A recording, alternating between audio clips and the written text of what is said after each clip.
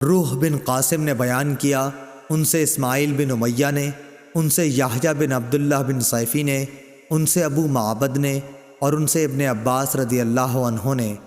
کہ جب رسول اللہ صلی اللہ علیہ وسلم نے معاذ رضی اللہ عنہ کو یمن بھیجا تو ان سے فرمایا کہ دیکھو تم ایک ایسی قوم کے پاس جا رہے ہو جو اہل کتاب عیسائی یہودی ہیں،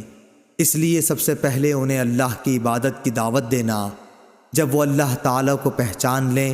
یعنی اسلام قبول کر لیں تو انہیں بتانا کہ اللہ تعالیٰ نے ان کے لیے دن اور رات میں